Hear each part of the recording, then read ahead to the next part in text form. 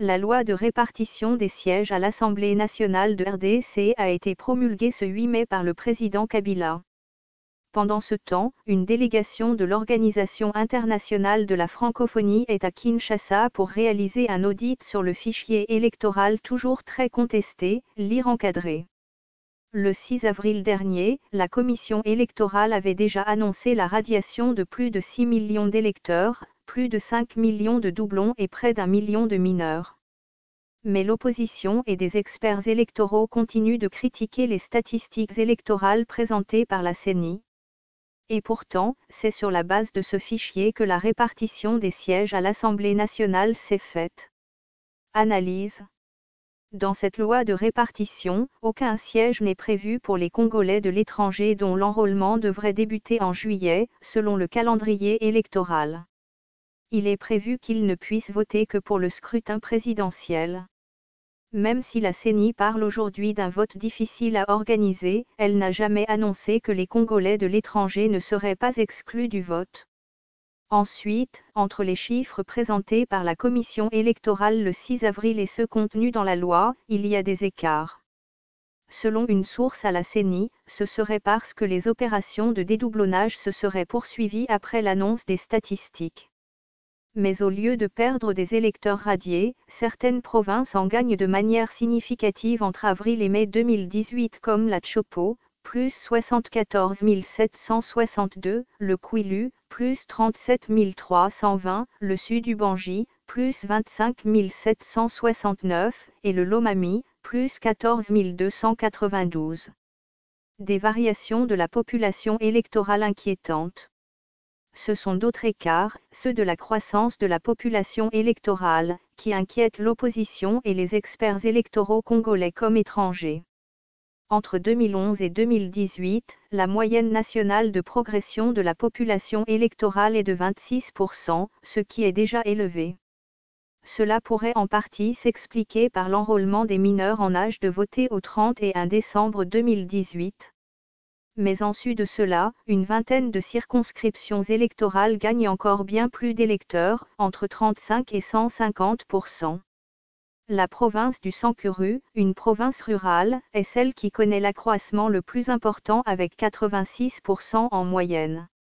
Ces écarts sont d'autant plus troublants que certaines grandes villes Mbuji-Mayi, Mbandaka, Gebadolit et d'autres circonscriptions des provinces de l'Ouest, elles, ont perdu des électeurs depuis 2011. Pour Jason Stearns, directeur du groupe d'études sur le Congo, GEC, ces écarts sont d'autant plus inquiétants que les deux reports successifs des élections étaient destinés à fiabiliser le fichier. On arrive en 2018, après avoir dépensé des centaines de millions de dollars pour réenrôler tout le monde avec un fichier électoral qui pour moi au moins est plein de problèmes. Je commence par voir les divergences dans la croissance de population entre les différentes provinces. Il y a des provinces où la population a augmenté dramatiquement, de 46%, il y a d'autres provinces où la population ne bouge presque pas. Qu'est-ce qui explique cela ? S'interroge le chercheur. C'est un problème démocratique, conclut-il. Le fichier électoral sert pour la répartition des sièges au sein du Parlement. L'Ouest perdant après le découpage en 26 provinces. Entre 2011 et 2018, le Congo est passé de 11 à 26 provinces en 2016, ce qui complique la comparaison des statistiques officielles produites par la CENI ou les équilibres dans la nouvelle loi de répartition des sièges. À l'occasion de cette réforme administrative, le nombre de circonscriptions a augmenté de 169 à 181. Mais c'est essentiellement dû au découplage de villes avec les territoires dont elles sont le chef-lieu. Par exemple, au lieu d'avoir la circonscription Gemena, on a deux circonscriptions, Gemena ville et territoire. Mais au-delà de ce découplage, les circonscriptions restent globalement les mêmes, les règles de calcul et notamment du quotient électoral n'ont pas changé, ce qui permet de comparer l'évolution de la répartition des sièges entre 2011 et 2018. Avec ce découpage, les ex-provinces de l'Équateur et du Kasaï occidental, réputées proches de l'opposition, perdent chacune 4 députés. d'autres provinces démembrées en gagnent, comme l'ancienne province orientale, l'ex-Katanga ou l'ex-Kasaï orientale, mais uniquement grâce à ces augmentations spectaculaires de leur population électorale dans certaines de leurs circonscriptions. Peu d'impact des conflits sur les provinces de l'Est.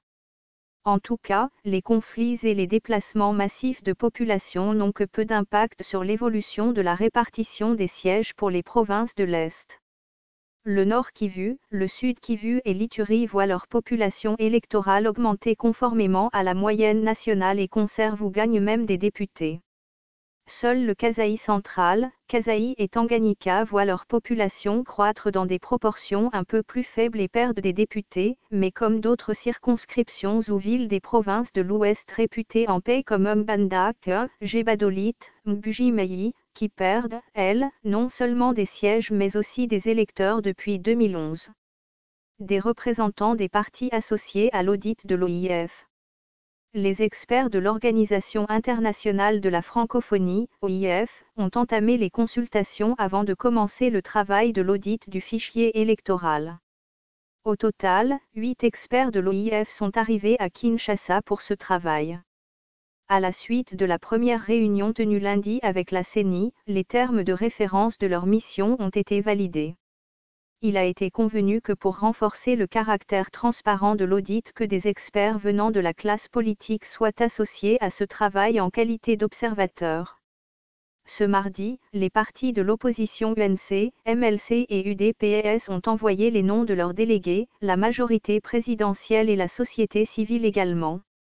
Les experts ont rencontré quelques acteurs politiques pour notamment recueillir les avis sur cet audit prévu dans le calendrier électoral par la CENI et réclamé tant par l'opposition que par la société civile.